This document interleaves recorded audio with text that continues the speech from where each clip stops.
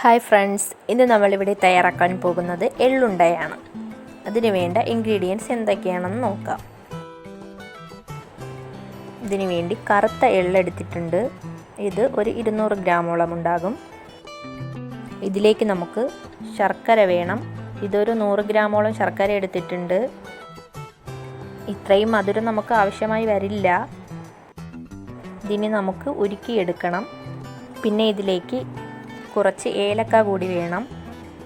ഏലക്കയുടെ flavour ഇഷ്ടമുള്ളവർ ചേർത്താൽ മതിയാകും, ഇല്ലാത്തവർക്ക് അത് ഒഴിവാക്കാം. നമുക്ക് ശർക്കര പാനിയാക്കാൻ വെക്കാം. ഇതിലേക്ക് ഞാനൊരു 1/2 ഗ്ലാസ് വെള്ളം എടുത്തിട്ടുണ്ട്. ഇത്രയും ആവശ്യമില്ല, ഒരു 1/4 ഗ്ലാസോളം വെള്ളം നമുക്കിതിലേക്ക് ഒഴിച്ചു കൊടുക്കാം.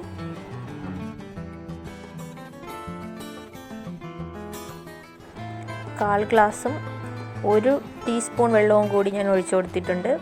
ബാലൻസ് വെള്ളം നമുക്ക് മാറ്റി വയ്ക്കാം. ഇപ്പോൾ ശർക്കരയൊക്കെ നന്നായി ചൂടായി വന്നിട്ടുണ്ട്. ഇത് നമുക്കൊരു ലോ ഫ്ലെയിമിലിട്ട് പാനിയാക്കിയെടുക്കാം. അടുത്ത് നമുക്കൊരു പാനിലേക്ക് നേരത്തെ എടുത്ത് വെച്ചേക്കുന്ന എള്ള് ചേർത്ത് കൊടുക്കാം. എന്നിട്ട് നന്നായി ഒന്ന് വറുത്ത് കൊടുക്കാം. ഒരു മീഡിയം ഫ്ലെയിമിലിട്ട് വേണം എള്ള് നമ്മൾ വറുത്ത് കൊടുക്കാൻ, അല്ലെങ്കിൽ ഇതിന് ഉള്ളൊന്നും വേകാതെ തന്നെ പെട്ടെന്ന് അങ്ങ് കരിഞ്ഞു പോകും. നന്നായിട്ട് ലോ ഫ്ലെയിമിലിട്ട് തന്നെ ക്ഷമയോടുകൂടി വറുത്ത് കൊടുക്കുക. എള്ള് ഒത്തിരി ഔഷധ ഗുണമുള്ള ഒന്നാണ്. എള്ള് നമുക്ക് മുടി കൊഴിച്ചിലുള്ള സ്ത്രീകൾക്കാണെങ്കിലും പെൺകുട്ടികൾക്കാണെങ്കിലൊക്കെ എള്ള് നല്ലതാണ്. അതുപോലെ തന്നെ PCOD ഒക്കെ ഉള്ളവർക്കും എള്ള് കഴിക്കുന്നത് നല്ലതാണ്. നമ്മുടെ സ്കിന്നിനും ഒക്കെ നല്ല ഒരു ഔഷധ ഗുണമുള്ള ഒന്നാണ് എള്ള്.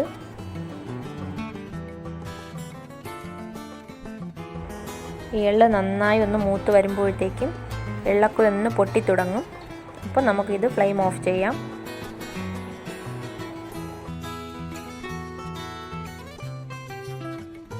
നമ്മുടെ ശർക്കര പാനിയൊക്കെ റെഡിയായി വന്നിട്ടുണ്ട്. ശർക്കര പാനിയുടെ ഫ്ലെയിം നമുക്ക് ഓഫ് ചെയ്യാം. ഇനി നമുക്ക് ശർക്കര പാനി അരിച്ചു വേണം എടുക്കാൻ. കുട്ടികൾക്കാണെങ്കിലും എള്ള് കഴിക്കുന്നത് നല്ലതാണ്. എള്ളുണ്ടയൊക്കെ ആയിട്ട് കൊടുത്താൽ കുട്ടികൾക്കൊക്കെ വളരെ ഇഷ്ടമാകും.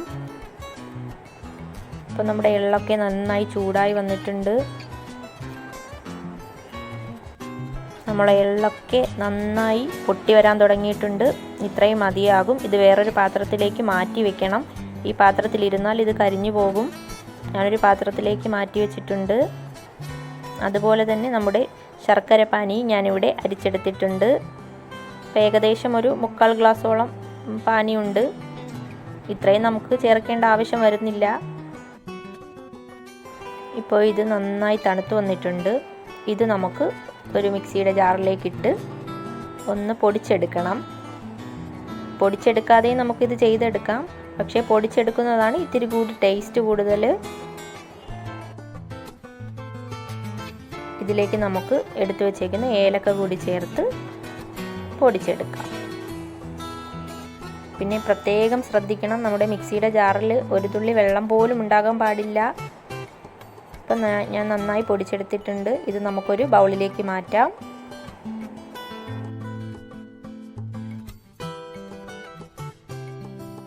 ഇതിലേക്ക് നമുക്ക് ശർക്കര പാനി ഒഴിച്ചു കൊടുക്കാം.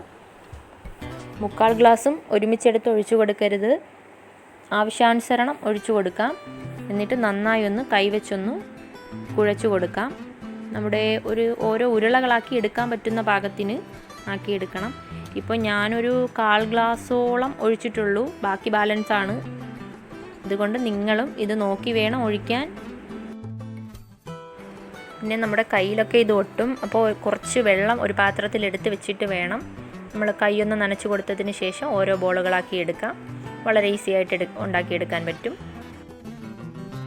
ഇതുപോലെ നമുക്ക് ബോളുകളാക്കി എടുക്കാം. നമ്മുടെ എള്ളുണ്ടയൊക്കെ ഇവിടെ റെഡിയായി കഴിഞ്ഞു. എല്ലാവരും ട്രൈ ചെയ്ത് നോക്കണം. ഞാനിവിടെ ഒരു 18ഓളം എള്ളുണ്ടകൾ ഉണ്ടാക്കിയിട്ടുണ്ട്.